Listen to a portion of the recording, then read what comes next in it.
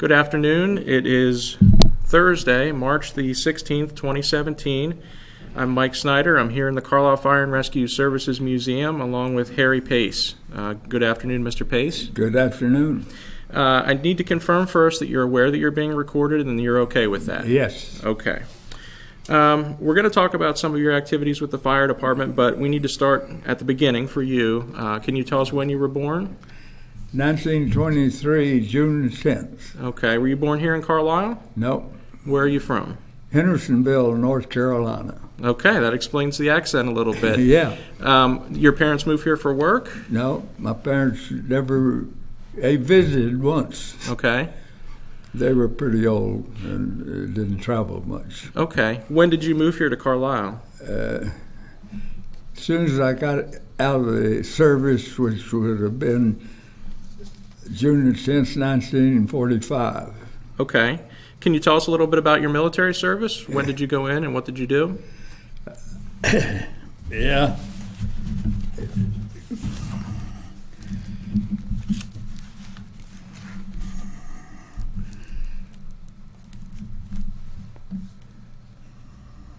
Joined the Navy in December 1940. Okay. Asheville, North Carolina. I was discharged from Camp Prairie, Virginia in June 6, 1946. Okay. Can't read my own writing. Okay. So you're in the service for about 6 years for World War II. Exactly 6 years. Okay. Now, that was before Pearl Harbor. Yeah. Has the Navy that was something in your childhood that interested you, or what made you do that? No. I got tired of working on the farm. Okay. Which I did. You want to finish all the way back to school? Okay, go ahead. Yeah. Well, went to school. I started in 1929, Dana, North Carolina, and my father lost the farm by picking a location and getting electricity to build the school on. Mm-hmm. And we lost a farm and house, brand new house, and because he mortgaged it to bring less electricity from Hendersonville to Dana. There was no electricity at all. Okay. So he borrowed money to bring electricity out. And everybody in the county pledged, but nobody paid. There's a depression hit about that time. And so the bank foreclosed on that farm. He had another farm which he mortgaged up to the hilt to keep from losing everything. Mm-hmm. And he was a butcher by trade and a farmer. Mm-hmm. And so he gave up one farm and we lived on the tenant house of the other one. Okay, so they got rid of the brand nice new one. House to a house that had cracks in it. You could see out any wall. Your standard of living went down. Down considerably. Mm-hmm. But he managed to hang on to the one which was 100 acres. And I was 3 when all this happened. Mm-hmm. And we moved from Hendersonville to Dana. And he farmed, and as soon as he get on his feet to borrow enough money to start a butcher shop again. Mm-hmm. He finished the 3rd grade in school. People didn't go too far. My mother went to 6th grade. Mm-hmm. I went to 9th grade. Well, making progress in the family. And we finally did struggle for a few years, and he finally got out of debt enough to buy the house originally he had back, his uncle that had bought it and kept it to him so he could get back on his feet. And then my mother went to curb market off the proceeds of the farm that we still had. And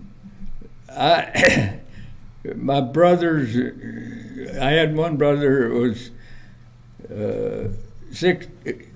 8 years older than my other brother, and he was, cancel. He was 6 years older than I was and 4 years older than my other brother. Okay. And they farmed for years, and my mother put me out in the field between the rows chopping the weeds with a hoe when I was 4 or 5 years old because I didn't know enough to not cut down what she was sowing.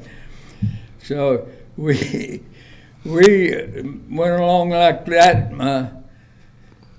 When I got to the 9th grade, I quit school and I started farming with a team of mules myself. And my cousin, he had a team of horses that he farmed with me. So I did that for 2 years. Then I got tired of that, and I talked my father in and let me work in a store in a butcher shop. And I did that for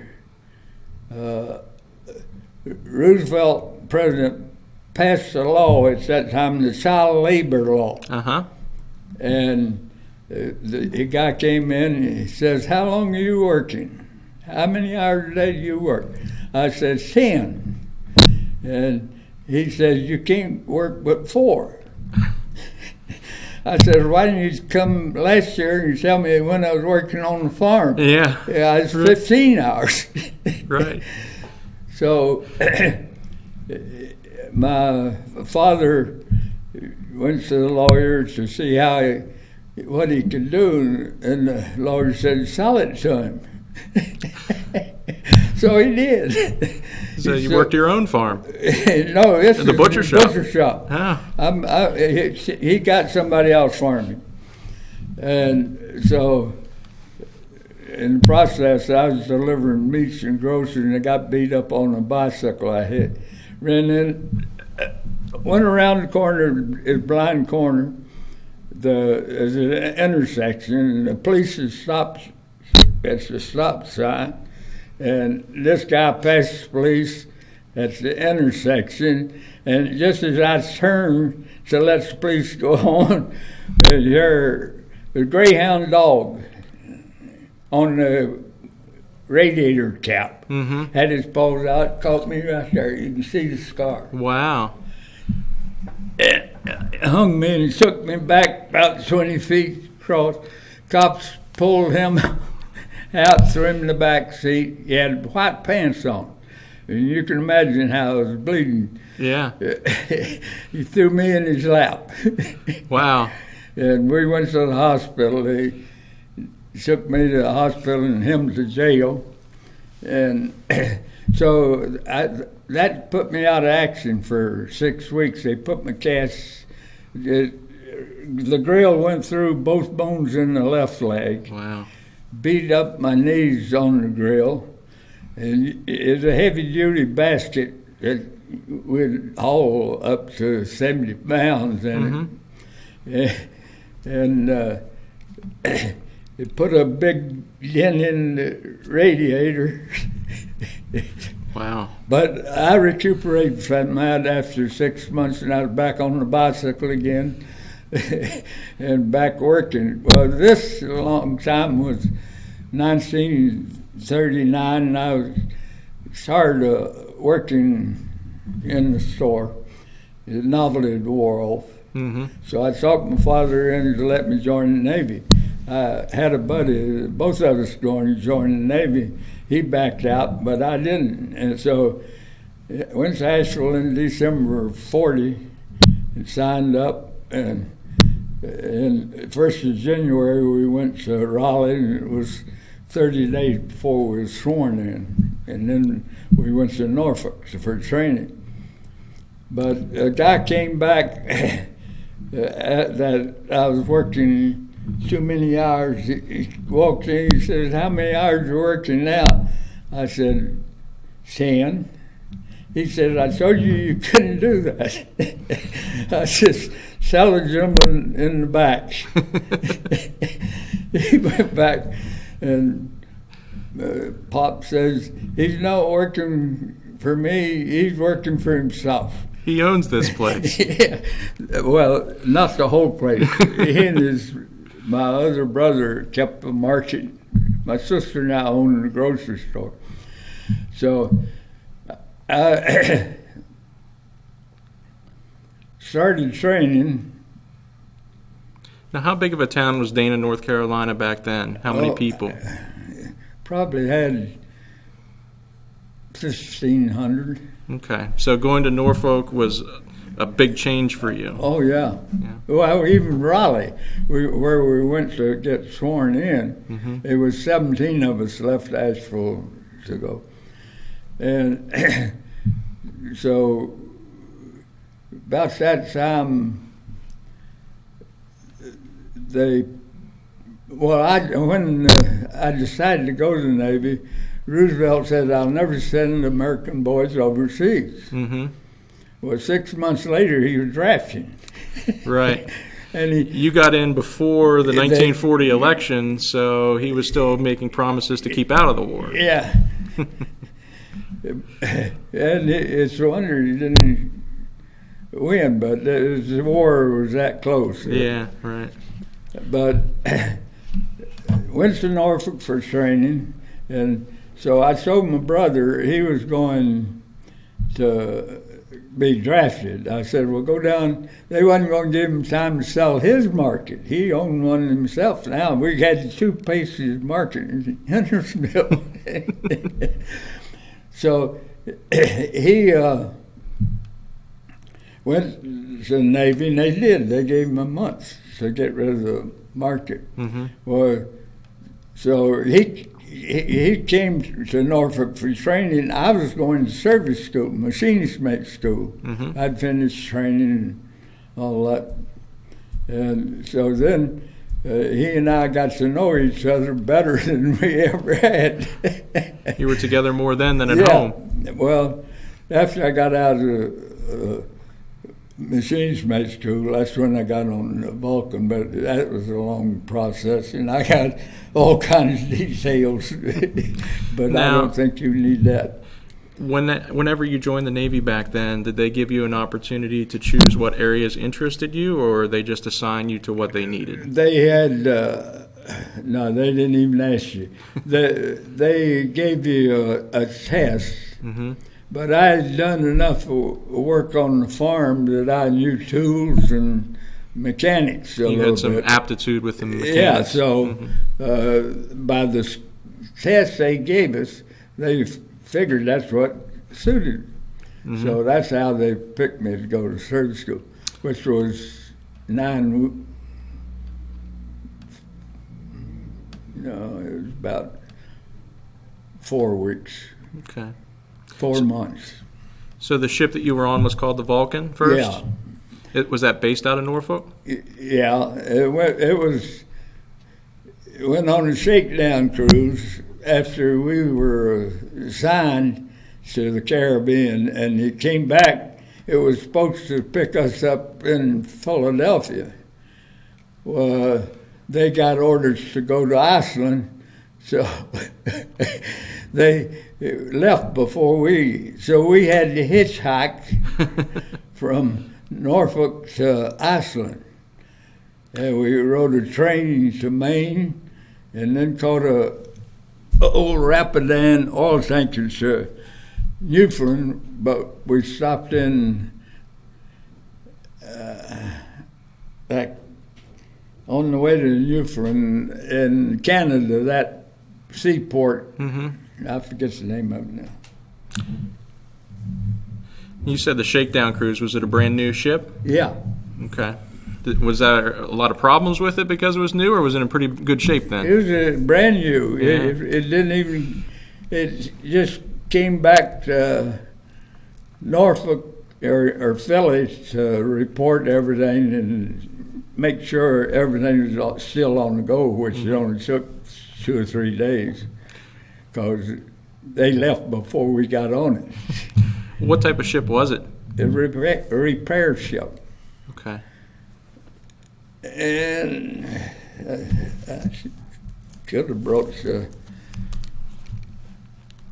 the keel was laid on December 39, launched December 14th, 40, commissioned on June the 14th and 41, and we decommissioned it 91, 50 years later. Wow. That's a long service life for that ship. Yeah.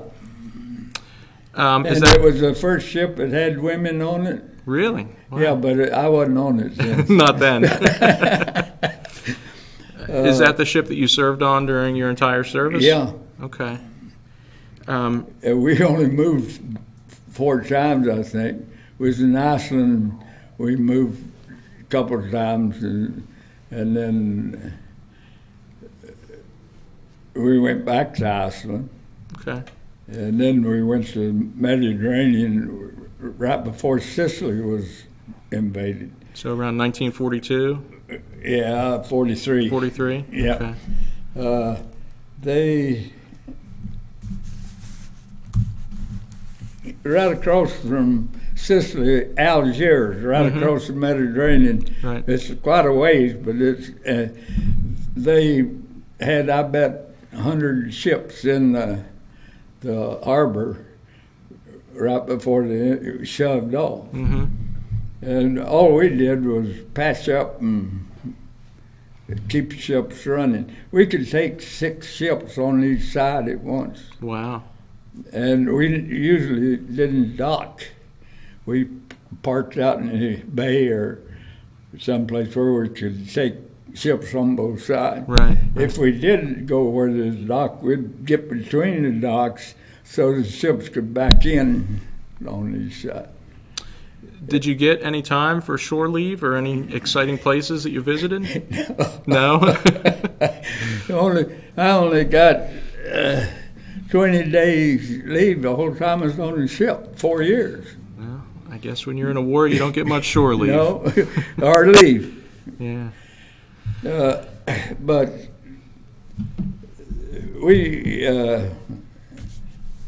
I got enough to write a book on the Vulcan, really. But there's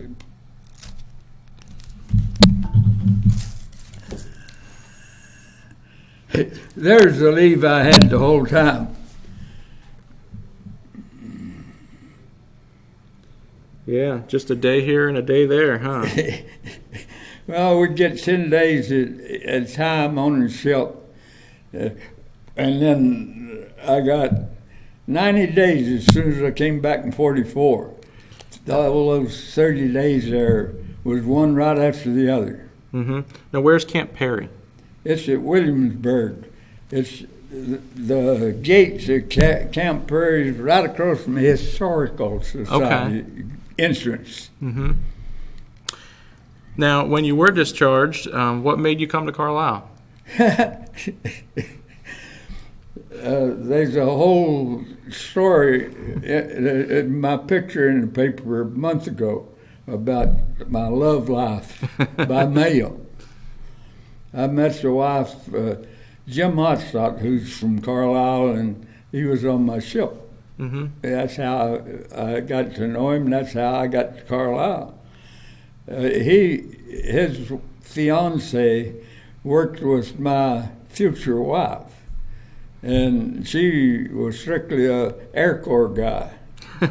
So all the gals that she worked with was Navy, so they figured she should be Navy too. Right. So they, whether it was a dare or what, she wrote me a letter, and it was the most interesting letter that I ever got. And so I wrote back, and I had a half a dozen on the string myself. So we got to writing back and forth. For 11 months we wrote back and forth. And we came back to Carlisle, we came back to Norfolk. And I got leave as soon as we came back. And then I had 3 30-day leaves. And then we wrote 2 or 3 times after that. And my girlfriend that works at Washington, D.C., it's the Library of Congress. She went home Easter weekend to Wisconsin. And so I thought, well, I wasn't doing anything, so I'd come to Carlisle and see who had been writing. And I did.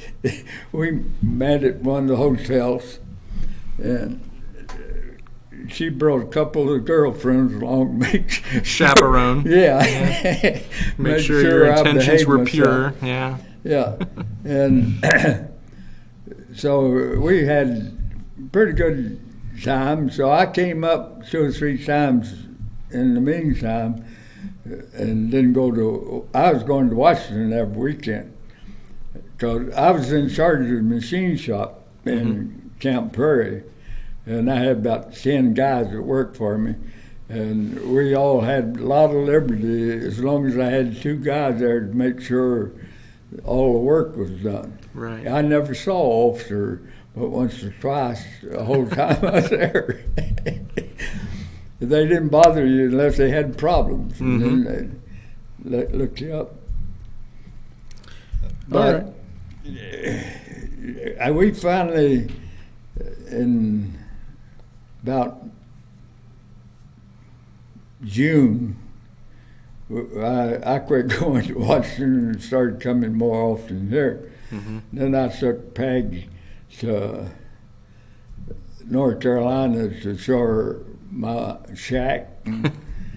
I got a house the whole time I was in the Navy because my father was my power of attorney, and he did my banking and all that. And I proposed while I was down there. And then I tried to talk her into going to South Carolina to get married rather than going through all that stuff up here. But she didn't. She later said she wished she had, because everybody's giving her a hard time. But I actually married her 5 months after I met her. Wow. It was 14 months we had been riding, and we only met 5 months. But they said it never lasts. About 67 years later, she died. Which apparently they were wrong. Yeah. So, when you came to Carlisle, did you move in on West Pomfret Street right away? Is that your first place? No, I had to. I stayed with her. Her mother was a registered nurse at Dickinson College. Okay. She said, you know that big yellow building right next to the old gym? Yes. That was the infirmary at that time. Okay. She lived on the first floor. The second floor was the girls, and the third floor was the boys when they were sick. And I was a boy. I slept there before we was married. After we was married, I had her room, but it was about, my father-in-law owned the building on Pomfret Street. Okay. And it took about 6 months to get vacated, and then that's when I moved over there. Yeah, and every time the siren it'd blow me out of bed, so I figured I might as well join the fire company. Yeah, you're awake anyway, you might as well go. Yeah, and they paid the driver for the front, but it was strictly volunteer at the rear. And first time the Grand View was on fire, Dave, the driver, he blew and blew that siren for 5 minutes. And I never joined the company or nothing. He says, get up there, just hold it straight and don't worry about it. I'll do the rest. Because normally the front driver will turn one way and the back driver turns the other way. Right. So since I'd never been on it. And the worst part was, we only had 2 turns, getting out of the engine house and West Street, Pomfret West. And we hit that railroad track. It was 2 wooden ladders, 50 feet long, on the old truck. And I had my feet down between the ladders. Uh-oh. And we hit that truck. It had solid rubber tires. And that came up and then down. My both toes was sore for weeks. I learned then you don't put your foot down between. So I told Dave if I was going to drive that, I wanted a couple of lessons. Now, I show that you joined the company on June the 24th, 1947. That's probably right. I wouldn't guess it's a date. 70 years ago. There was a driver there before Mr. Myers named Mr. Wallace. Did you know him at all? Fred Knox-Simmons. I think the guy before Dave was Fred Knox-Simmons or something like that. Okay. He taught my old wife how to ride a bicycle down the coast, down the hill. Mm-hmm. Now, I show that the president was a man named Heiser. Yeah.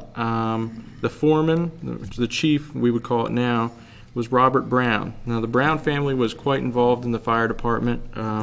J. Fred Brown was the fire chief of the borough. Yeah. Do you remember the Browns? Yeah. He cut my hair. Fred Brown was a barber. Mm-hmm. And his shop was in the base of the Sentinel building. Mm-hmm. And when I came to Carlisle, while I was waiting to see Peg, I went in the barber shop and sat down in Fred's chair, and he started cutting my hair. Got about halfway through, and the siren, I didn't know what was going on.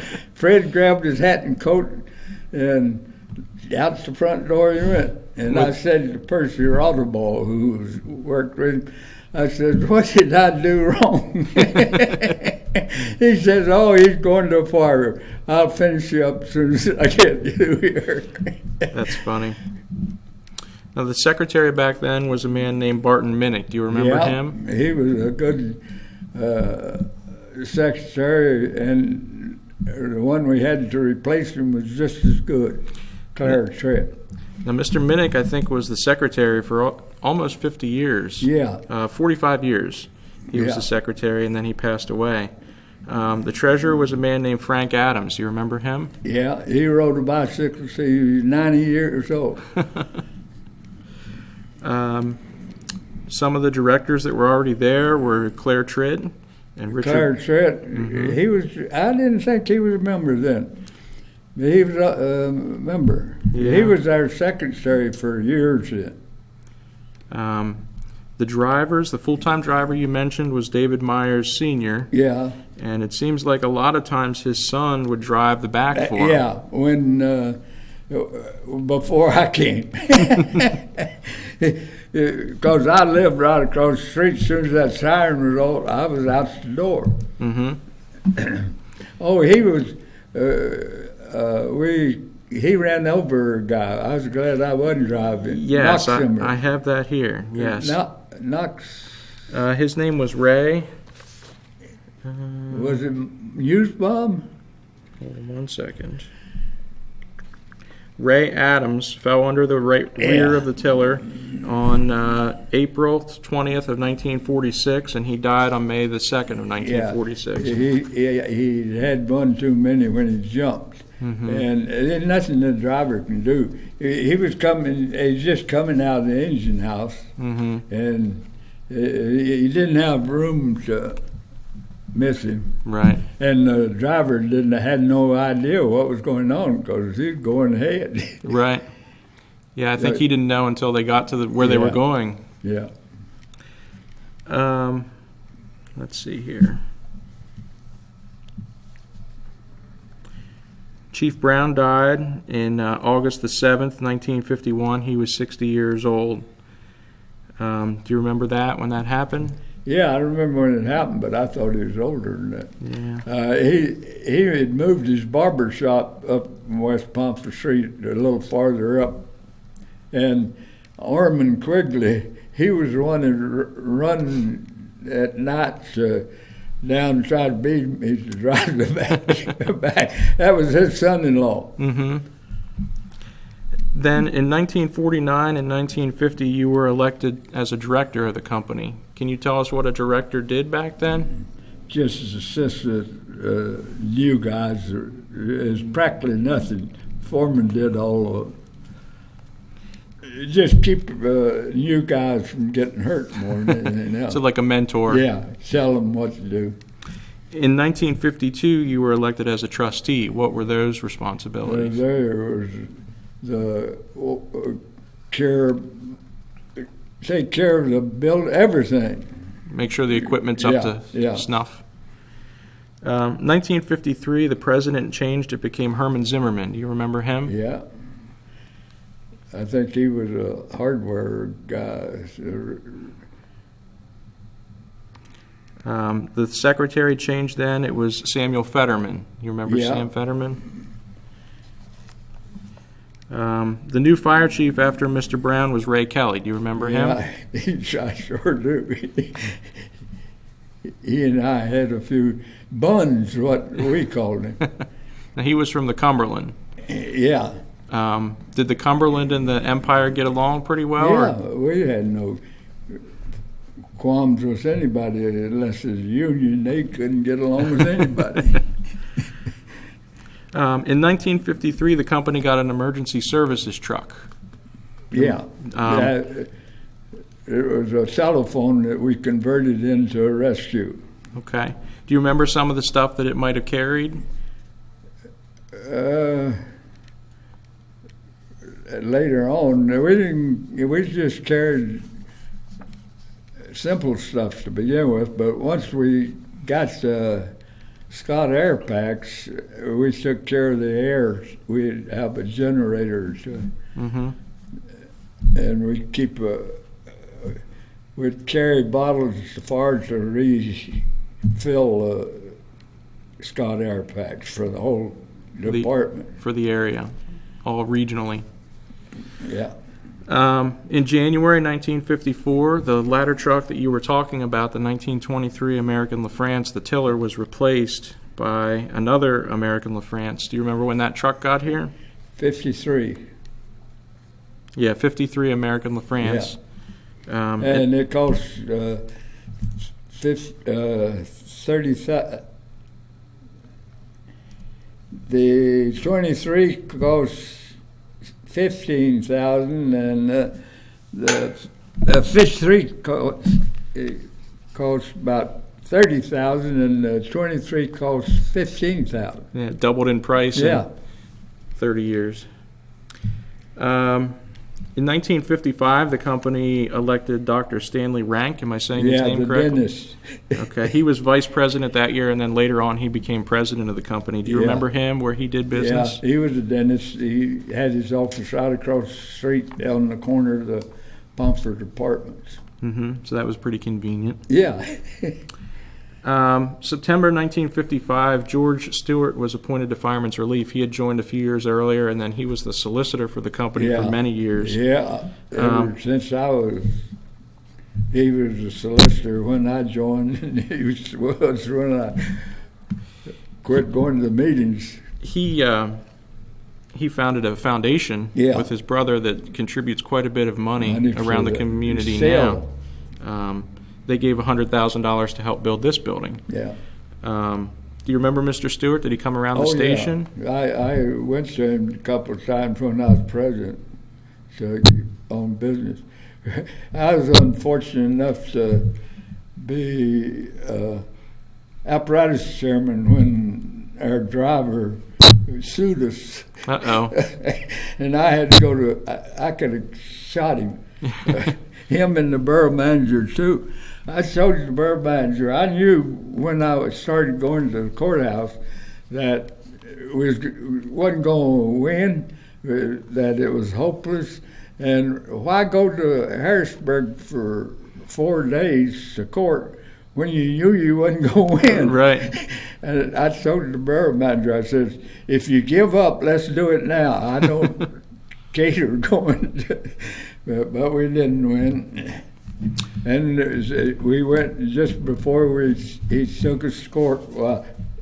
We caved in. Mm-hmm. In 1956, the company had a new foreman, William Hartzell. I think he was an electrician, right? Yeah. He wasn't too much of a foreman, but we got by anyway. Yeah. He wasn't. He was good at parades. He was more of a borough manager or something. He was an administrator. Yeah. Yeah. There were 2 new directors that year. James Ottstadt, that's your friend, right? That's my buddy. Mm-hmm. And Floyd Heffelbauer, do you remember him? Yeah, I remember him. 1959, you were elected treasurer of the company, and I think you had that position for several years. Yeah.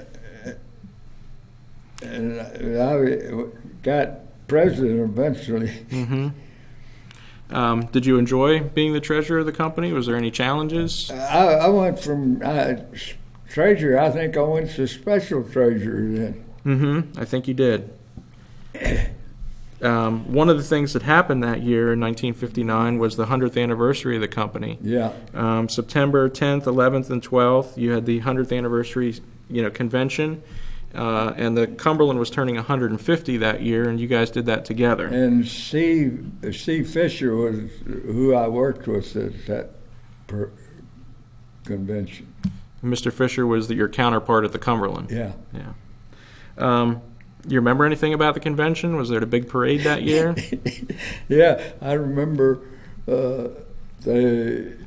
somebody let the kid have a pitcher of beer, and we got all kinds of static out of that. I think I might have been on the whole committee for that. I'm not sure. But I'm sure Steve and I got the run. You got the flack. In January 1960, the union's driver, Lee Whitmer, died. He had been there for 46 years. Do you remember him? I remember him, but I didn't know him personally. Yeah, okay. In 1962, the company got a brand new emergency truck. Yep. Do you remember anything different about that one? Why? Was it a bigger one? It didn't take off and head for the ditch like that old one. So it was a little more specialized. It had better equipment on it to fill in bottles and stuff. Okay. In 1963, it looks like the driver, Mr. Myers, retired, and Mr. Carr was hired. Yeah. Do you remember him? Do you have any stories about him? I relieved him a lot with 53 La France. Okay. Where was he from? Was he from Carlisle, do you remember? Because I don't remember seeing his name. He was up from a cold region, I think, someplace. He was a reliable driver. I wouldn't say he's the best we had. Okay. In 1963, there was an entrapment call outside Mount Holly Springs, and it looks like the Empire Rescue Truck went out there. And it's the first time I saw listed John Ward, which I know he went on to be assistant chief. Yeah. You remember John? You have any stories about him? He held a couple of jobs at the company, I think. Mm-hmm. In 1972, I'm skipping ahead here a little bit, but then Bill Allwood became the borough chief. Yeah. He relieved Mr. Kelly, I believe. Do you remember Mr. Allwood at all? Yeah. He married my son's wife. I should remember him. That was a dirty trick. Bill and Greg was good friends, and both of them was on prevention, fire prevention. Okay. In 1974, Dave Boyles is the foreman, and Greg and Hary Pace are both assistant foremen. So it was quite a family affair that year. It probably was. Do you remember that year? I don't remember anything happening, so it must have been all right. It must have been no drama. And sometimes family members working together work well, and sometimes it doesn't work so well. The catch is more static. That's the worst part.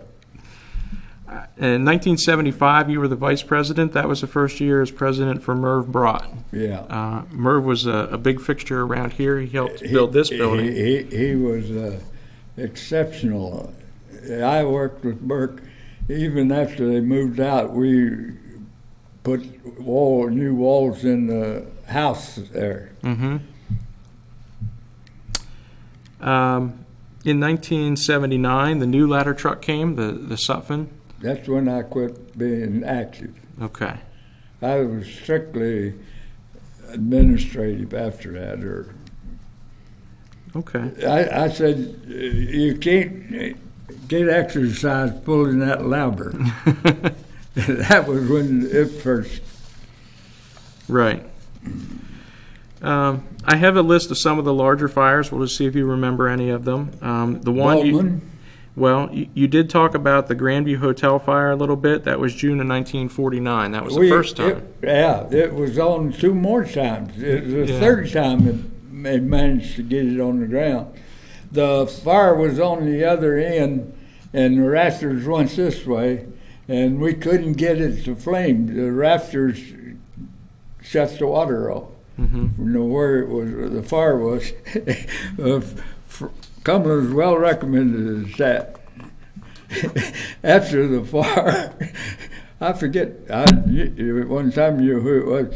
Guy sitting down in the bar room, dance room, with a bottle of whiskey in one hand and beer in the other. Now, for those that don't know, the Grandview was out in the 1300 block of Northwest Street, pretty much the edge of town at that point. It was pretty far out there by the turnpike. Was it a fairly nice place? Did you ever go there? Oh, I danced, and it was real nice. They'd get 2 and 3 piece music from New York, and they had a real good dance floor, and they kept squeezing it down. It ended up as about 12-foot square. You didn't have room to dance, so the people quit going. Yeah. And I guess the guy wasn't making any money. But second time, we had the 23 La France up on this end, and I was on the ladder and ping! It had asbestos shingles. Uh-oh. I thought it was bullets inside. We got down off of the ladder pretty fast.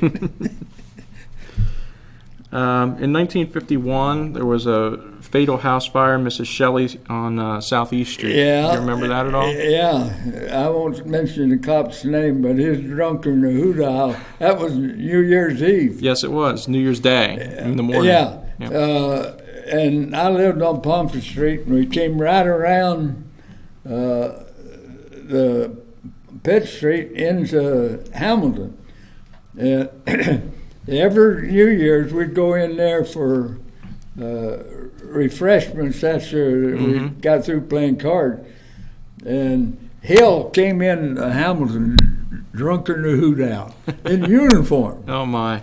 And at the fire, it was about 7 o'clock in the morning, and it was colder than blueberries. He was standing out directing traffic. You ever seen a sad sack? He was. The first call for the new service truck in 1953 was to a place called Brown's Junkyard. Does that ring a bell at all? Nope, I didn't make that one. Okay. Big fire, the first big fire for the new truck, January the 20th, 1954, was the Methodist Church on High Street, Yeah. where the Dickinson College President's house They is. wouldn't let us bust the windows to let the gas out, and then when it blew, it really went. Yeah, they didn't want you to break the Yeah, stained yeah. glass. Ray Kelly should have when they hadn't done it anyway. Yeah. He's chief. Right after that was the Grandview Hotel again, January yeah, that 24th. time we lost it. Yeah.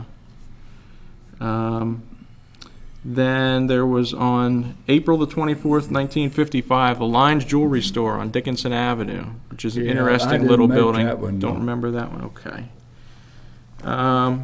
May the 8th, 1955, there was a mountain fire in Mount Holly, and the emergency truck went out there, and they used the radio for the first time.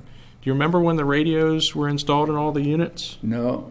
Okay. Do you remember, was the siren the only way that you knew about calls back when you first started out? They didn't have the radios. Oh, in the borough, they used to have a sticker would stick out the number of the box. The Gamewell system. Yeah, yeah, we knew that way, but the rest next time I guess was the radio. There was a big fire in April 1956 at the aircraft parts factory down in Grantham. Do you remember that at all? I didn't go to that either. Okay. January 1957, Ladd's Garages out on East South Street, behind Faye's Country Kitchen. No. Okay. December 23rd, 1960, the 300 block of Northeast Street. There's like 3 or 4 houses that burned there, like 307, 317 Northeast. Remember that one at all? I remember we lost a whole row. I thought it was 6 or 8. Yeah, it might have been more. But that was like 6:35 in the morning, and you were there until like 1 in the afternoon. Yeah, and Right it was before the Christmas. day before Christmas. Yeah. Greg woke me up. He delivered papers in the morning. He said, "It's cold out there. You want to take me around this morning?" So I took him around, and while we was delivering papers, the alarm came in. And so I came by after we delivered them. I came by the bank. It had the thermometer on it. Right. It was 17 below. Wow. Now, I don't think it was hardly that cold, but that's what it recorded. Right. And so I went home, and we always had Maslin always had our Christmas party at noon. And I went home, I thought, well, I'll put my suit on. And I got dressed for the party, put my coat on, and went to plant to work. And I kept looking out the big window at the plant, and that smoke got worse and worse. So I finally went, and I just put the fire coat over my top coat. And it was, it was freezing practically as soon as it hits the ground. And we couldn't get the ladder down. And when we went back to the house, it was the end of it was up, I bet, 7 foot off of the ground because the ice had built up on the ladder. Now, March 18th, 1962, there was a fire at the Penn School, Lowther Street. Do you remember that? No. Okay. I think you'll remember this one. December the 9th, 1962, the Bowman's store. Yeah. And it was cold that night, too, I wasn't it? relieved Dave that night, or day. It was on a holiday or Sunday. I don't know which. Yeah, I think it was a Sunday night. Yeah, because I knew that's when I relieved him. And he came back, and we were standing there looking out the doors. And I looked over at Bowman, and I said, "Look at that fog over there." It wasn't fog, but it was foggy. And I went home. That was after 62, wasn't it? It was December the 9th, 1962 at 23:10, at 11:10 p.m. Yeah, well, because I didn't hear the alarm. Because I lived out 910 Redwood Drive. and I didn't hear the alarm. So I missed that one. But that's one I wish I'd made because we had men over on the Molly out in the flames that came over across the street. Yeah. Big train derailment in Brantsville in April of 1963. I remember that, but I didn't go. Okay, I think the Empire emergency truck was down there. October of 1965, there was a fire at the Lamberton Junior High. Remember that one at all? Yeah. Not specific. I remember when it happened, though. Okay. I don't know if I went to that or not. Okay. May of 1968, the Sunday Warehouse on Northwest Street. Yeah. Remember that one? June of 1970, the Cumberland Valley Savings and Loan on High Street. Remember that one at all? No. Okay.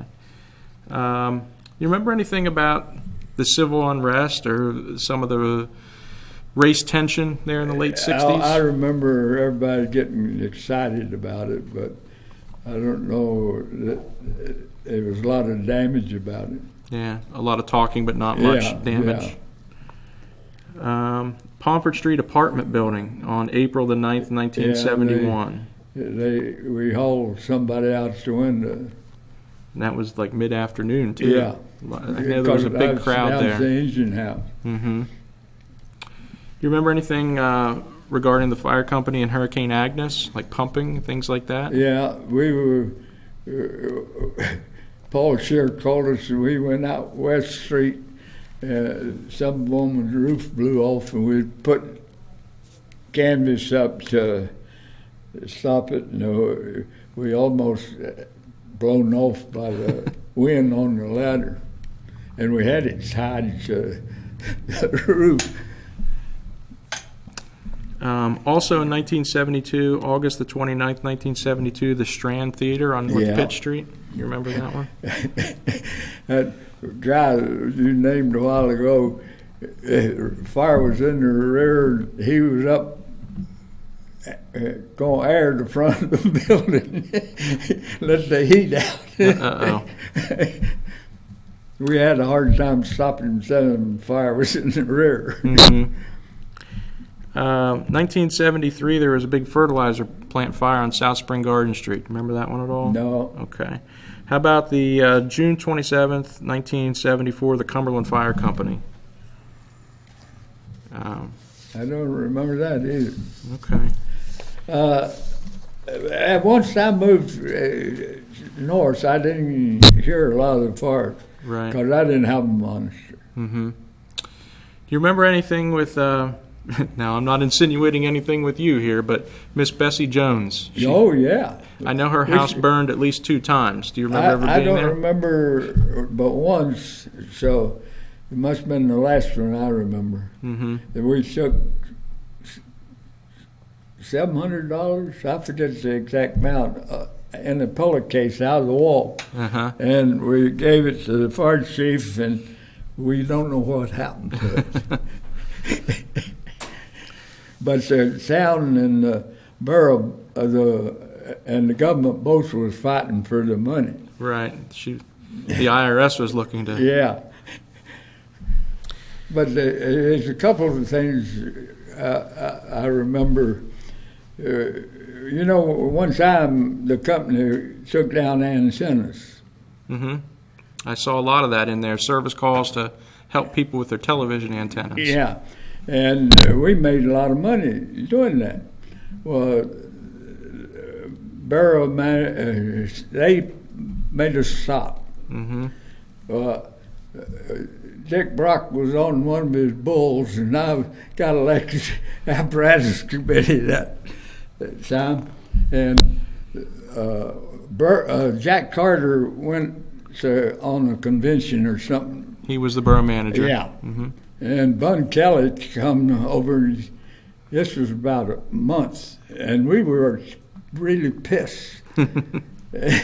And Bun says, well, I want you to go over and it's Cumberland County and take your antenna, fix the antenna. I said, Bun, we're not allowed to do that.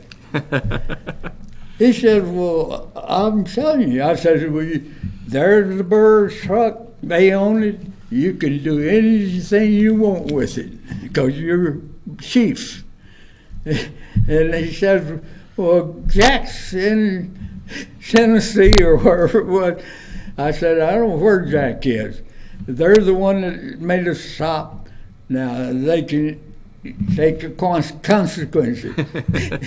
He got mad at me. But I was mad because we had to stop. Mm-hmm. And that's the antenna. If I have to stop taking one down, I'm going to take them all down. Right. Now, you mentioned Dick there. Dick just passed away about 2 months ago. And he'd do anything in the world for you if he wasn't mad. Yeah. He definitely let you know where you stand most days. Yeah, There's no confusion there. Yeah. And Merv kept him under control pretty good. But every 3 or 4 years, he'd get a bull on.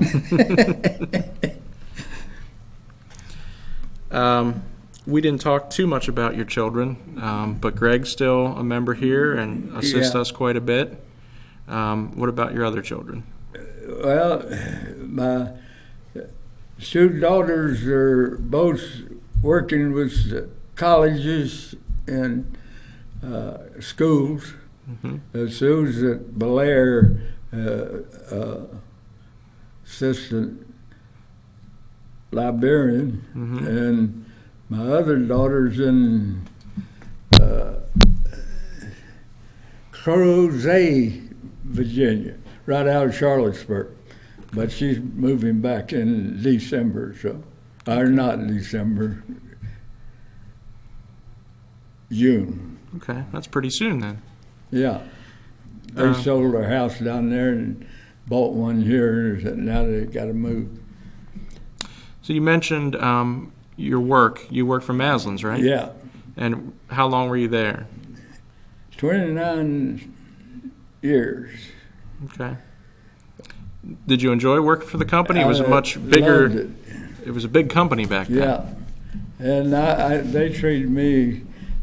I only got through the 9th grade, but I ended up as a process engineer. Mm-hmm. But I had a lot of night schools thrown in, and I tried my darndest to get all my kids to go to school so they wouldn't have to do like I did. Mm-hmm. And every one of them rebelled.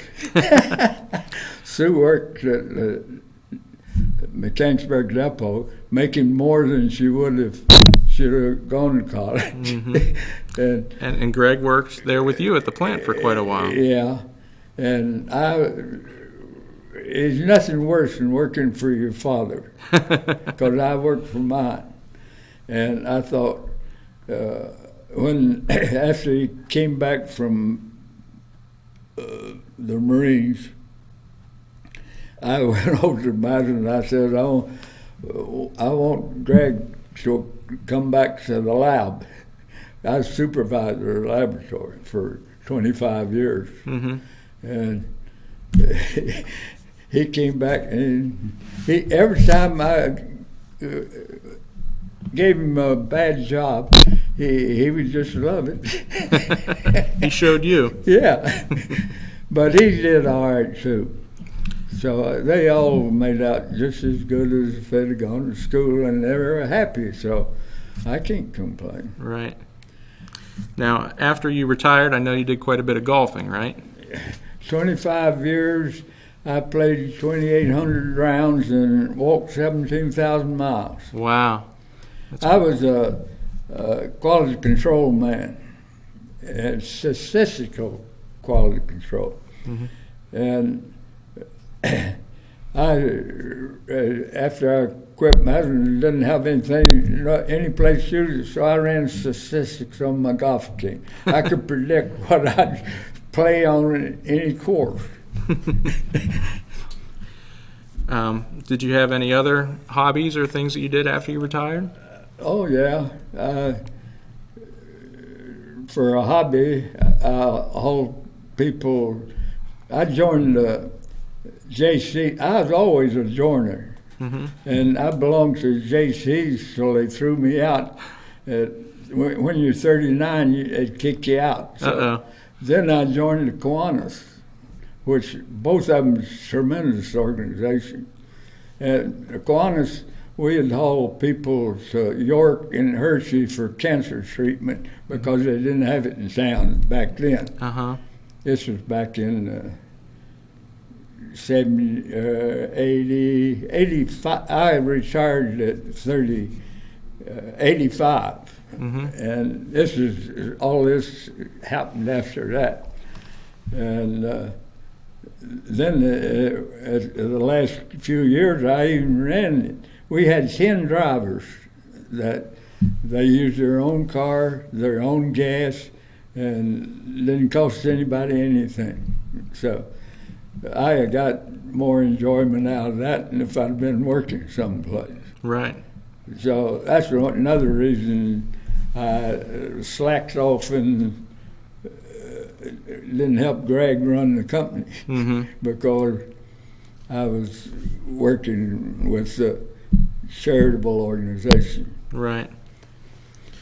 Do you have any thoughts on what the company is doing now? I know some of the older members not necessarily appreciate all the mergers and things like that. Some of the older members want to stay old. I think the crew here has done a tremendous job. And I think Bobby's food's a lot better than what we had the other night, too. But I can't ever remember the guy that had it the other night. What his name? I just can't remember. The announcer gave out the awards the other night. Urick? Randy? Yeah, Randy. Yeah. Urick. Yeah. I think he's done a tremendous job here. Good. Because that wouldn't be an easy job to do either. Right. And I'm sure Bobby helped him. And I was a little leery when I first heard it. But yeah. Well, I don't think I have any more questions. Is there anything else that you wanted to talk about? Well, not particular, I don't think. Oh, the Paces. Okay.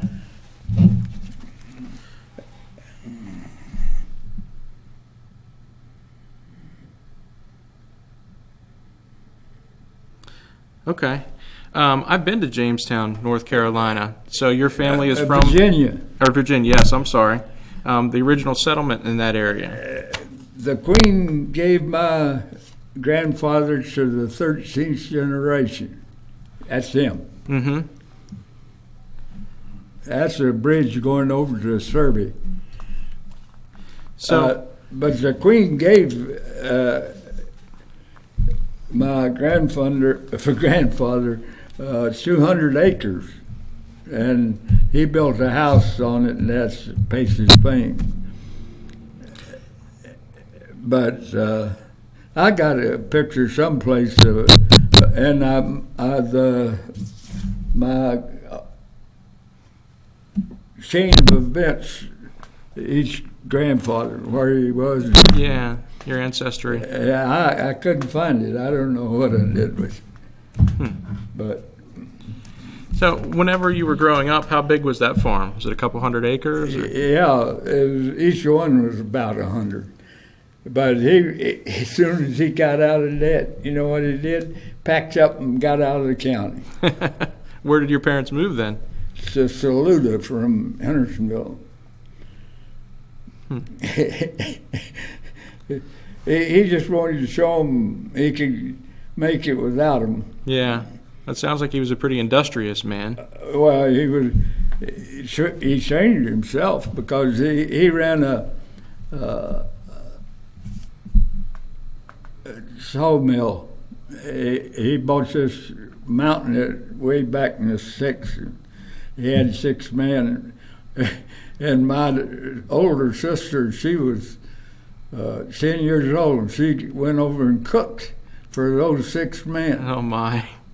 So we all started a little young. Yeah. Yeah, it's good But the federal inspector didn't go over here and find her 10-year-old self. It's the best thing that ever happened when you start work. It builds up a good constitution. Both of my sisters lives to be 98, and I'm 90. I'll be 94 in June. And it was because we worked hard and then stayed busy later. Mm-hmm. I've never had an idle day in my life. Right. Well, I certainly appreciate you taking time today to come and talk to me. Well, I'm gonna blow off now. Where I get paid for what I did. Because I'm sure the good Lord looked after me and brought me where I am, and I never questioned it at all. All right. Well, thank you very much. Yeah.